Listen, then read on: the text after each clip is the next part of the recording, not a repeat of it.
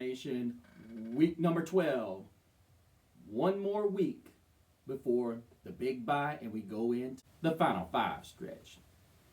But we go into this week, we're going to take them one game at a time, but we go in where the next 2 weeks could define whether or not the Carolina Panthers are playoff contenders or just division winners that are taking up a spot. Or they could just be in the NFC South. But nonetheless, they're facing off against a team that is a favorable matchup for the Slim Reaper. Can he cook? Or will Dave not allow him to cook? These questions and others will be answered on this edition of Growlin' and Prowlin'.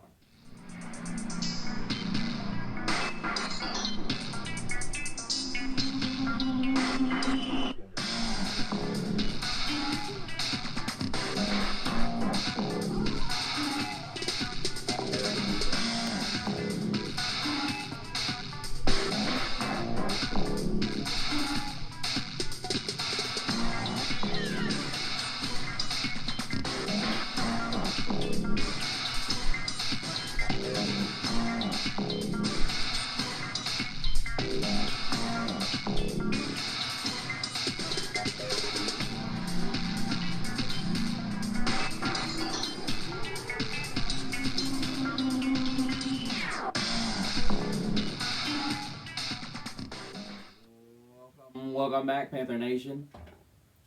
Thank you guys so much for joining me here yet again on this edition of Growlin' and Prowlin'.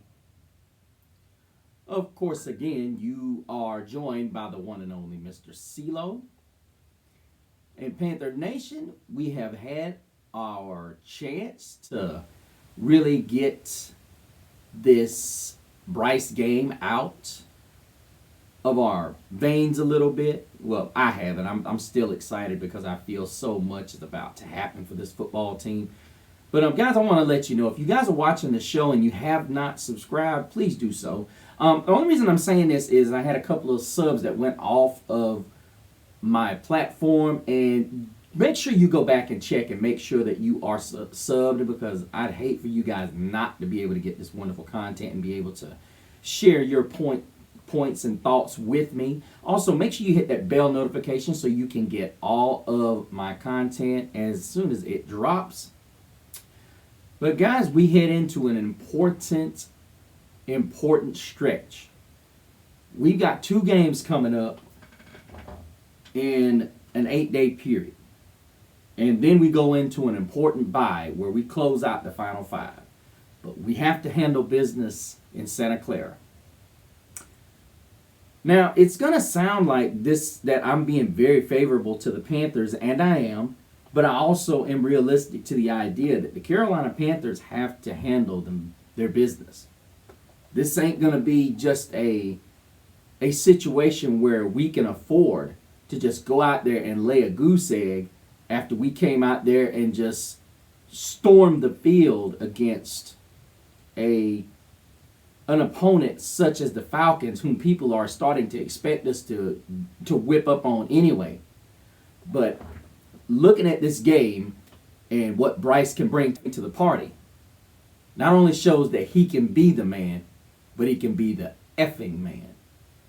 Which leads me to the sponsor for today's show. And guys, I must tell you, this is something that I believe in, and I think every good man should have. You guys need to go by and check out this product. He builds it, fixes it, lifts it, breaks it, then builds it again.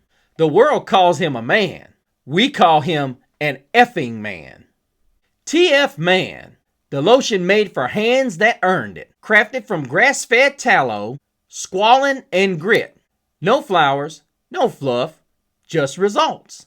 TF Man by LV. You guys know what kind of man a TF Man is? He's the man that gets it done. Just like me. Just like you. The one who doesn't need a filter. Like Mr. CeeLo. The one who doesn't need a hashtag or permission. He's not just a man.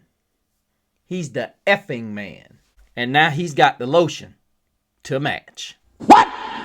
TF Man, the whipped tallow cream from LV, made from grass-fed beef tallow, squalene, and true grit. No chemicals, no perfume, just hand-earned hydration for hands that build, lift, and live. Make sure you guys go online and check this out. Guys, I'm going to put the QR code up there on the screen.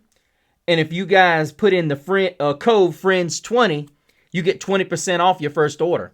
Make sure you go over to their website. And guys, let me tell you, as a man that loves to look awesome and smell fabulous, this is perfect. I have been using it a couple of weeks, you guys, and I'm going to tell you, every time I get out the shower, I got to put it on my face and I got to put it on my hands. Because when you start getting to be my age, you got to start protecting all this, you guys, because guess what? The ladies not only like for you to look fabulous, they also want you to smell terrific. Because you don't want to just be the man. You want to be the effing man. Yeah, guys, make sure you go by lumavita.com and check out all the wonderful things that they got over there for us, as well as your lady friend or even your little ladies that you have in the house. But getting back to business, this game is absolutely crucial for this Carolina Panther football team, because we could get in a position where we knock out 2 big wins between the Falcons and this 49ers team, and it's realistically possible. We could find ourselves up, half a game going into this game against the Rams, which I feel really good about. But let's talk about the 49ers. Now, the 49ers once again are dealing with injuries galore, and we've heard rumors about the Brandon Ayuk situation, and it doesn't sound like it's going to get any better. I've heard talks that he could be released as soon as tomorrow or whenever. That's what I'm hearing. I'm hearing they're going towards a divorce, but that's another story altogether. But you're looking at a team that is now getting Brock Purdy back, and Jawan Jennings, who was a guy who was having issues within the organization earlier this season, he's turned out to be a pretty good or surprise for this team, along with Ricky Purcell. Demarcus Robinson has really struck a chord with Mac Jones at the time, but you look at he and Kendrick Bourne, those are guys that when they get forgotten about, this 49ers offense will allow those 2 guys to eat. Of course, you still got George Kittle still roaming the secondaries of opposing defenses out there, still doing what he does. And needless to say, the ageless one, so to speak, Trent Williams, is still manning the left tackle position for this 49ers offensive line, continuously moving exceptionally well. And of course, you got CMC, whom is going to be having a bit of a reunion with his Carolina Panther teammates, whom a guy like myself still appreciates, because in spite of what had happened between the Panthers and whatnot, his trade was a lot of the reason Bryce was able to come. And this is why so many of you feel the way you feel about Bryce. And me personally, I'm one of those affect me too much, because ultimately, when they selected Bryce, of course, many of you know this story already, but I'm not going to go back through it, because needless to say, many of you understand exactly what the deal is. And I have sold out on Bryce, and I'm going to stay sold out on Bryce, because needless to say, we don't need to keep taking steps backwards. And I think ultimately many of you in this organization or fan base don't really understand that. Y'all just keep saying the same old repetitive nonsense, which is not going to benefit this team at all. It's going to push the process backwards, and that's not what you want to have happen. But when you look at this team and you say they've been had offensively through the passing game, which is very rare for a Robert Saleh-based defense, but ultimately what it boils down to is Saleh's guys have not been there. I mean, he's had a bunch of injuries. And I know what people are going to say, well, everybody got injuries. Well, not like this defense. I mean, you got star linebacker Fred Warner, who's arguably one of the best middle linebackers in the game, if not the best.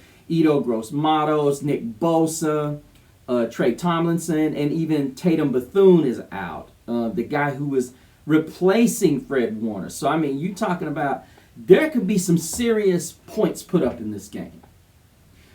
What concerns me is you got Kalea Davis and Alfred Collins, whom are really good in that middle of that defense for the 49ers. If we can get to the outside on these guys, this is where the running game is going to be great.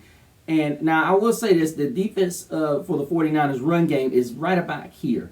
It's the passing game for the 49ers that we better concern ourselves with. Now, am I saying that CMC couldn't go off? He has had some games where that's happened. But realistically, I look for Kyle Shanahan to call a lot of misdirection plays and get CMC out in space. Now, I'm not saying he's not going to carry the ball 15 to 20 times, because what has happened with this Panthers team is it's been good and extremely bad, to the point you got people saying, well, Evero's the talk now again of coaching and coaching carousels that could possibly be coming up. Me, I wouldn't be so quick to just say that, because yes, meanwhile, there has been some great improvement by this Carolina Panther defense. The issue you have at hand is there's really not a lot when you look outside of the linebackers, which leads me to how the Panthers are going to stop CMC in the running game, because you do have Brian Robinson and even Isaac Guerrero. Isaac Guerrero.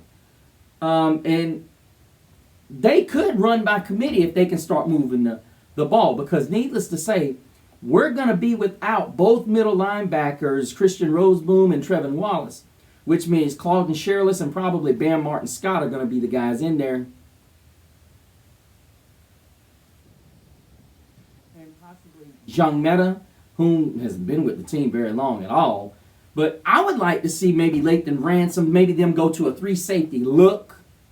I know it's a little difficult because you haven't done that before. I would love to see Lathan Ransom in the box. I think he is just built for that. I think he's built for that. Or you could possibly go with Trayvon Moehrig. Go with those 3 middle linebackers. Make the 49ers think about what they're about to do. You're putting 3 safeties out there that can tackle exceptionally well, especially Trayvon Moehrig and Lathan Ransom. So that would definitely be a huge mismatch for the Christian McCaffrey factor, and it would make it would balance things out when McCaffrey goes out, because despite Moehrig and Ransom not being great in coverage, they're good in coverage. So you would be able to not necessarily have somebody like Trevin Wallace or Christian Roseboom on CMC. I would love to see that, have a 3 safeties out there, but ultimately, what the Panthers are going to have to do on the defensive side of the ball, they're going to have to get pressure on Brock Purdy and not have to force him out of the pocket. You keep him bottled up in the pocket so he can't escape and make plays with his legs. Ultimately, if you can get him closed in, that's the ultimate position you want to have. And mostly keeping CMC bottled up. If we can keep Christian McCaffrey bottled up, at the end of the day, that not only is a good look for the Panthers, but it's also a formula in which they can win with. Because when you can keep CMC bottled up, their metric for success is very small. Because what happens when Christian McCaffrey gets going is a lot what happened in Carolina when he was in Carolina. It opens up other things for other guys. A lot of people will say, well, okay, well, he eats up a lot of the interior stuff. Okay, and that's fine. Or he eats up a lot of this short exterior stuff. That's what you want. You want a guy who is doing that type of thing. You want a guy who you don't have to say, okay, all my short stuff is coming here, here, here. Your linebackers have to open up and come up, which allows that middle of the road, that middle stuff, that deep middle stuff to open up, as well as your deep stuff, because needless to say, the safety has to make a business decision. Which one is he going to cover? Is he going to come up and try to tackle in space, or is he going to go back and keep everything in front of him? That is the difficulty that a safety has to make when dealing with Christian McCaffrey.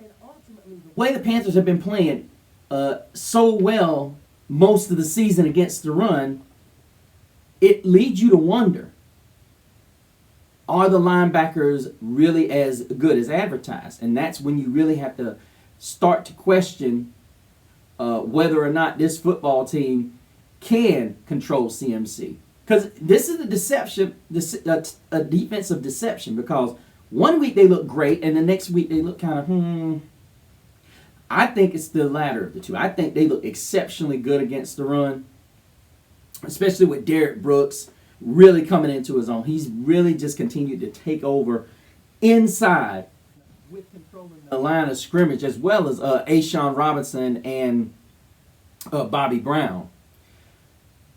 And you're slowly starting to see how Nick Scorton has done a great job setting the edge on his side of the football. You're really starting to see he understand exactly what we were getting when he was a projected first-round pick and became a steal in the second round. Now, that pressure in the quarterback is something else that's coming along with Nick Scorton. I can't wait to see him reach his full potential, because normally guys like him don't reach their full potential. Like Brian Burns, you don't start seeing it until you get another efficient pass rusher on the outside of him on the other side. He's doing a magnificent job. And until, I honestly believe this, until you get a situation where you've got somebody like a DJ Wanham, whom I don't know if he's going to be here next season. There's been rumors already that they're saying he's probably going to be his final season. And I think ultimately that could be where they go. I think they could ultimately go to one of those guys out of Clemson. But that's too early in the year. But we need DJ Wanham to go out there and ball out and continue to set the edge as well as he's done. But then we also need him to start getting some serious push on this offensive line for the 49ers and get some pressure. Because you're going to have Mike Jackson. More than likely, Purdy's going to pick on Mike Jackson and try to attempt to pick on Charles Smith-Wade. I seriously doubt Shanahan and Purdy are going to want to go at J.C. Horn. I seriously doubt that's where they're going to want to go. Corey Thornton had a great game last week, and it would not surprise me if we saw and he's a great hitter. It would not surprise me if I saw them go into a dime and possibly or a quarter and go out there and put a guy like him and Lathan Ransom out there against this 49ers offense. But that's ultimately what's got to happen, in my opinion. We're going to have to tackle well in space, gang tackle Christian McCaffrey, and gang tackle George Kittle, because Kittle's one of those guys, if you allow him to get loose, he's a load to bring down, and we have very few linebackers. But I'll tell you, Trayvon Warwick and even Damani Richardson and Lathan Ransom are guys that will bring the heat, along with Corey Thornton.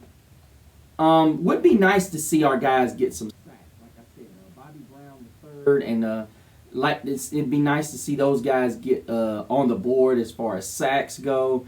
A guy who's only had 7 solos this year, but he's done a tremendous job clogging up the middle.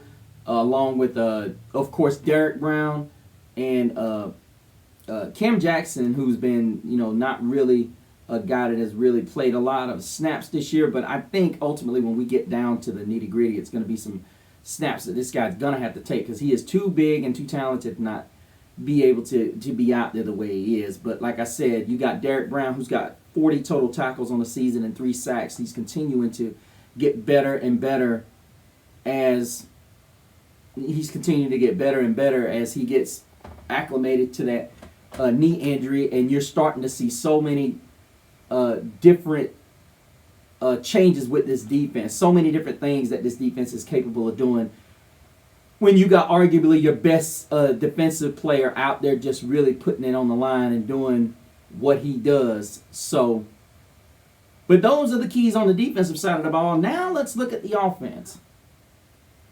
Not much really to say, you guys. The 49ers are not good, surprisingly, on either side of the ball.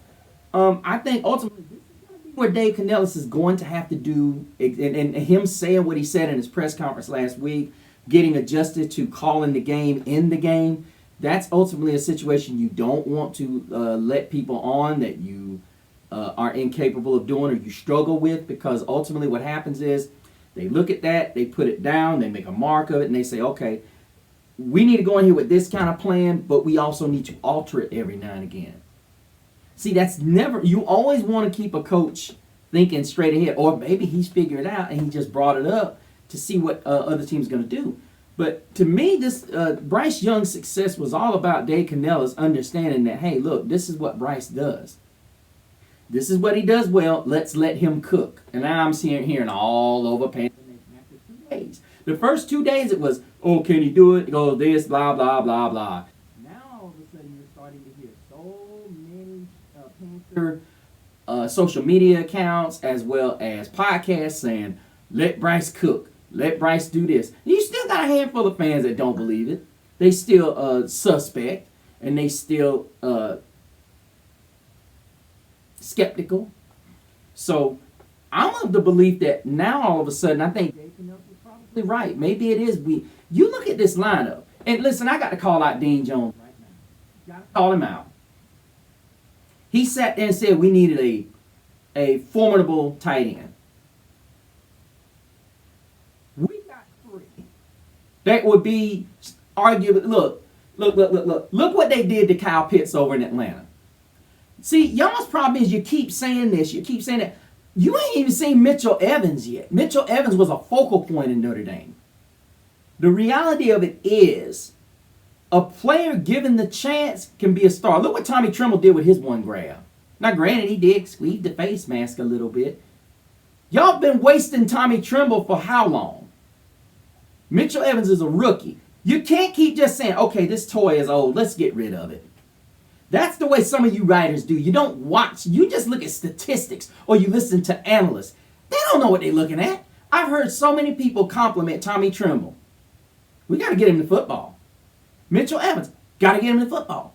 Jatavian Sanders, got to get him in the ball in space. You don't even know what you got, and you already talking about we need a dynamic tight end. Okay. You got a dynamic wide receiver. You have a dynamic wide receiver in XL. You have a I ain't going to say dynamic in Jalen Coker, but you got a deep threat in Jalen Coker. You got every position hammered. The problem is people like you, Dean Jones. Y'all keep sitting here saying what we need. No, what we need is our defense. And arguably, we might need to get a tackle because Ike Ekwonu is still struggling pass blocking at times. Bryce is doing a phenomenal job, and I think we need to put this out there, you guys. Caden Mays will not be starting today. He is out, which means Austin Corbett, whom the Panthers have had the most problems with when he's in the lineup, whether it be guard or center.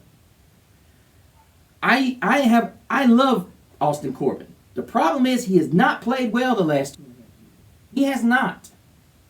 And it's going to be imperative that he plays well Monday night, if that's who gets the call. I think that's who it's going to be. It could be him or Nick Samek. Hopefully it's Corbett, because he's the guy that won the job. And needless to say, I honestly think that's a lot of the problem we had early on. Now all of a sudden, Cade Mays gets in there and the running game is fluid. The passing game is starting to get on track. I honestly think with this defense, which is ranked, I think it's like bottom 3. And that's insane considering this is a Robert Saleh defense. You're not supposed to hear a Robert Saleh defense that is struggling as such. But then you also got to look at the idea that this is a football team that has just been absolutely ravaged by injuries, you guys. I just look at this team and I say to myself, I get choked up thinking about it, because if we spread the ball out, being Bryce and Dave Canella, spread the ball out as such, this should not be a problem. This will be a game in which Coach Avero should have to handle, because listen, you got Bryce Huff, who is a good pass rusher, and you got Keon White. Alfred Collins is a big run stuffer. Kalia Davis is a big presence in there, but they're going to have to blitz. They're going to have to blitz a lot, and this is where I think Dave Canellis could expose Renardo Green and Lenore, because their secondary is okay, but it's not good. Jair Brown is one of the few guys back there that you look at and you say, this is a player. But other than that, I love the matchups against when you match up Xavier Legette and Teteroa McMillan. And Lord knows Jalen Coker. Tight ends especially. This should be a game where Bryce could very well cook for 300 yet again. Rico Dowdle may have to catch the ball out the backfield. Because I'm going to be honest, this could be a heavy scoring game. Or it could be a lot of kicked field goals because they get inside the red. But one thing I'm not worried about is Carolina's going to get inside the goal line. I will say this, they've had some issues as of late. But then again, I also look at it as a situation where I think this team could very well get in the end zone just with Rico Dowdle, because I like our matchup with our offensive line against their defensive front.